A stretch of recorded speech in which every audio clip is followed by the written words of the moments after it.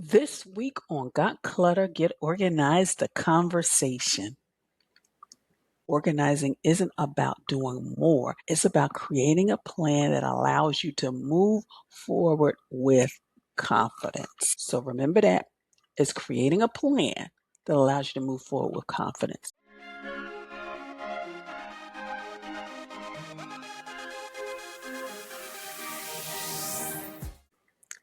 Hello and welcome to Got Clutter, Get Organized, the conversation. I always kick off the month with a solo conversation in which just you and I.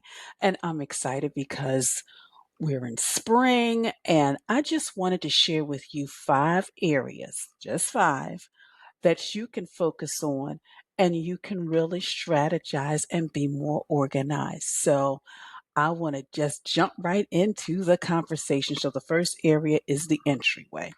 A lot of times that can be an area that gets a little bit of clutter. You get overwhelmed, you're coming home, you're going out, and sometimes it really can cause a lot of undue stress. And there's a few things that you can really do in order to keep that area manageable and organized. And actually, this is something really like all members of the family could really kind of help with. The first thing is a rack for shoes. Now, a lot of us take our shoes off when we come home. So, having a shoe rack, there are shoe closets where when you come home, you put the shoes on the rack in the closet. And then, of course, when you're leaving, the shoes are right there. So you don't have to kind of go around and try to figure out where the left shoe or the right shoe is. So a shoe rack. The second thing is hooks. Hooks are great. Or of course, if you've got an entryway closet, that's even better. But if you don't, just hooks. And one friend, actually, because she had a toddler, she put command hooks on the back of the door. So therefore, when the her daughter came home, she would actually just put her coat on the hook. And it was a great way to teach her some organizing skills. You can put them on the wall, specifically if you're in a rental. And of course, if you've got that closet, keeping that closet organized and specifically going through the closet seasonally so that the coats you use and wear are in that area, and of course, sometimes just even having a basket for those grab and go items. For example, now that we're in the spring, summer, having those umbrellas, those rain hats, maybe those scarves accessible. And of course, in the other season, the hats and the gloves and things like that. And even, sometimes people do wear gloves in the spring season. But those are some things. So, shoe rack, some hooks, and a basket. So that is for the entryway. The second area is those surfaces.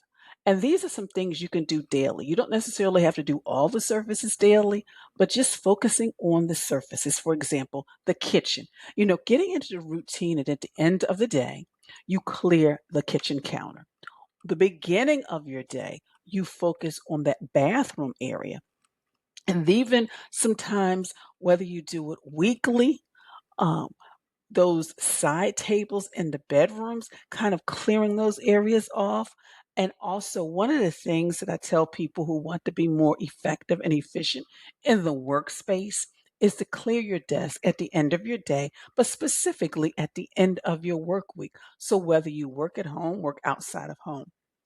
So again, it's really focusing on those areas. It's focusing on, at the end of a meal, just clearing off those countertops. At the end, when you are preparing yourself, whether it's morning when you're going out, getting ready for your day, or in the evening, getting ready for bed, making sure that bathroom counters are organized. And then of course, our work day and our work week, the desk area, and even those night tables, because all of these areas that I'm discussing can help you really truly reduce the stress in your home and in your life. And if you continually do the maintenance, it really won't take you that long because sometimes people think, oh, Janet, it's going to take a long time. And it really doesn't. Because once I'm done dishes, I clean off my countertops. I sweep the floor, and it doesn't take me more than 5 minutes. And that gives me that sense of just reducing my stress, reducing my overwhelm. And also, it just gives me that pleasant feeling in the morning when I'm walking into the kitchen, or even, in the evening when I'm walking in the kitchen, because everything is just kind of organized and in its place. And even with the bathroom, and that is really sometimes just focusing on making sure things are accessible, but also you clear those counters so that you're not feeling overwhelmed by the clutter, specifically the visual clutter. So that's the second area. And always, when you use it, make sure you return it. Number three is the laundry. And one of the ways you can really tackle those piles and really not be overwhelmed by them is making sure you make time for the entire process. Okay, you put the clothes in the washer. Then you may do something else. You take the clothes out and put them in the dryer. And of course, you're going to do something else. Once those clothes come out of the dryer, fold them and at least take them to the room where they belong and actually put them away. And if you begin to get in that habit and that routine of doing that, you will not be left with piles of clothes, clean clothes over, other areas of your home. So think about that. Clothes in the washer, do something. Take them out, put them in the dryer, do something else. And then when you take them out the dryer, fold them and put them away. Just think about the feeling that you're going to get when you actually are looking for something you want to wear and you really know where it is. You're not thinking, is it in the wash? Is it in the dirty clothes? And also getting into a routine. Now you don't have to have the same wash day every week because our schedules change, but at least if you schedule doing the laundry at least once a week, you will be able to maintain that type of habit in your home and in your life. So that's number three. And number four, plan the night before, but also plan the week ahead. You know how I am. When you plan the night before, you can save yourself almost up to an hour the next day. When you plan the week ahead, you can save yourselves hours. So, really, it could be just sitting on the side of your bed in a chair, just kind of planning what you need to do in regards to things you have to do at work, things you have to do in life. Do you have any appointments? Do you need to take information? Do you need to drop thing off or planning that meal? Of course, I love meal planning. So that kind of helps me with that. But doing those things, laying your clothes out, looking at the weather. Okay, is it going to rain? Is it going to be what type of weather do I need to be prepared for? Do I have everything I need in my backpack? Doing that planning, but also planning that week ahead because that reduces the stress, that reduces the overwhelm, and also you don't forget to do things. How many times have we keep putting things on our list week after week after week because we forget? So do that. Plan, plan, plan. Review tomorrow's priorities, prepare what you need, and confirm your schedules. Always confirm your schedules because things change. And the last one is schedule more time than you think for something. I want to pause right there because we think that things are going to take us 10 minutes, 15 minutes. But think about it. We're talking about reducing stress in this new season, in this new quarter. So when you think something's only going to take 15, schedule 30 minutes.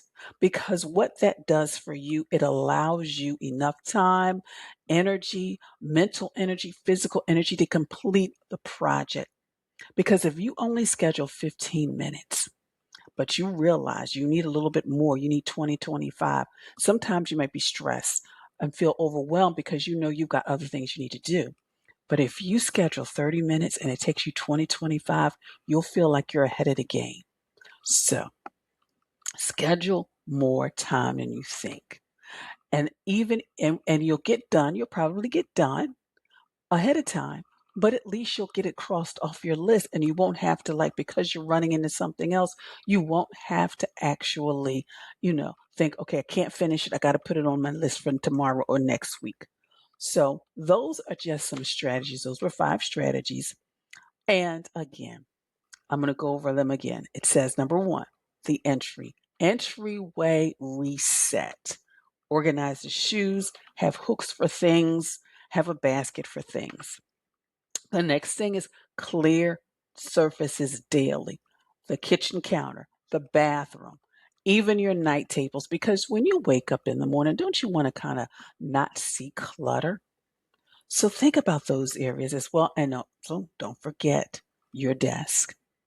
Number three, the laundry cycle.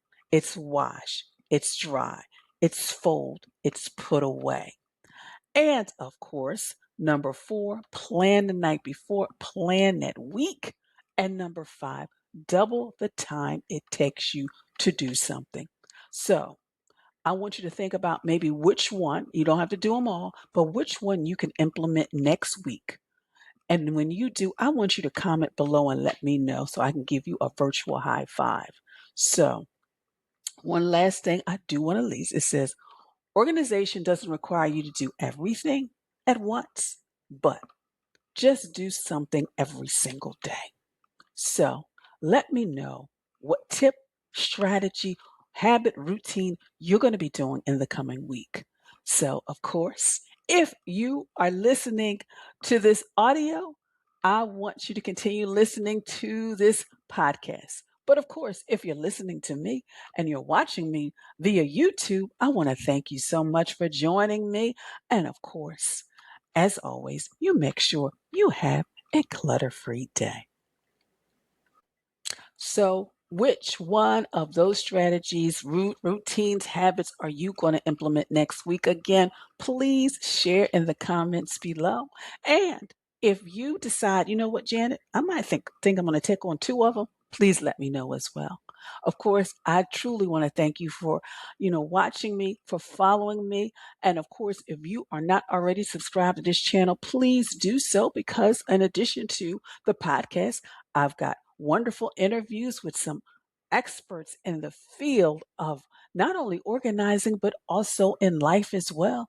And of course, make sure if you haven't already done so, think about sharing this episode with someone you know. So, again, until next time, I want you to have a clutter free day, but most of all, I want you to have an organized week. Thank you so much for joining me.